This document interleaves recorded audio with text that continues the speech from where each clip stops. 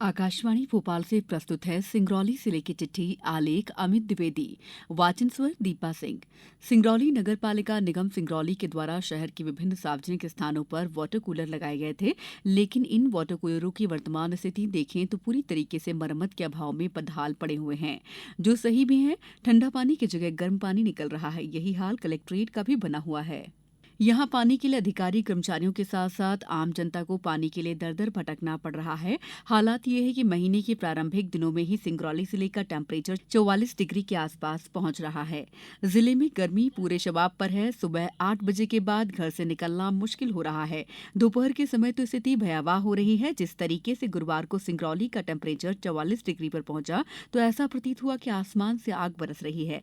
दोपहर में सड़कें खाली नजर आ रही हैं। सिंगरौली में भारत सरकार की मिनी रत्न कंपनी नॉर्दर्न कोलफील्ड्स लिमिटेड में खनिक अभिनंदन दिवस 2024 हर्षोल्लास के साथ मनाया गया। इस दौरान सीएमडी एनसीएल बी साईराम ने अपने संबोधन में एनसीएल टीम द्वारा हितग्राहियों को खनिक अभिनंदन दिवस की शुभकामनाएं प्रेषित की। उन्होंने विगत वर्ष एनसीएल द्वारा उत्पादन, प्रेषण और ओवरबर्डन लक्ष्यों को पूरा करने में सभी कर्मचारियों के योगदान पर प्रकाश डाला। उन्होंने कंपनी के सुदृढ़ीकरण के लिए किए गए पूंजी निवेश के बारे में भी जानकारी दी।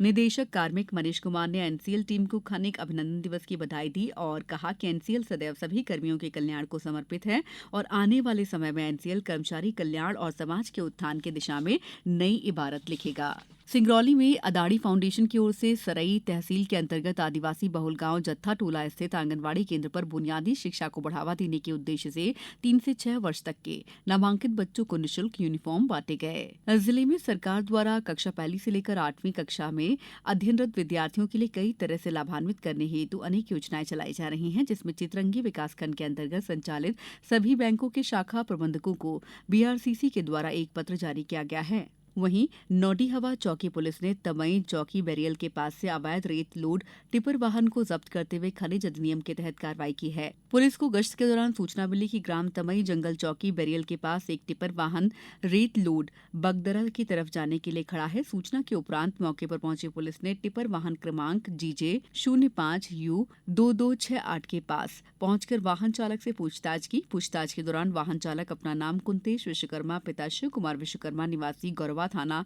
हलिया जिला मिर्जापुर उत्तर प्रदेश होना बताया। चालक के पास टिपर में लोड रेत के संबंध में कोई वैध कागजात भी नहीं थे।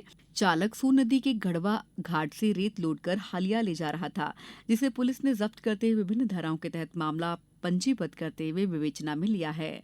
सिंगरौली में एनटीपीसी विंध्याचल ने हाल ही में बालिका सशक्तिकरण अभियान 2024 के लिए एक उत्कृष्ट 2 दिन की मेडिकल स्क्रीनिंग कैंप का सफल आयोजन किया।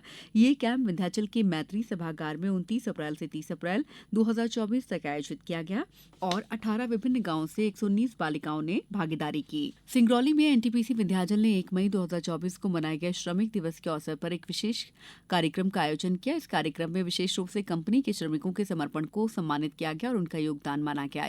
इस मौके पर स्टेज पर 4 श्रमिक आराम घरों की स्थापना के साथ साथ वाटर कूलर और डीजल कूलर भी लगाए गए, जो कार्यकर्ताओं की सुविधा को बढ़ावा देने के लिए हैं।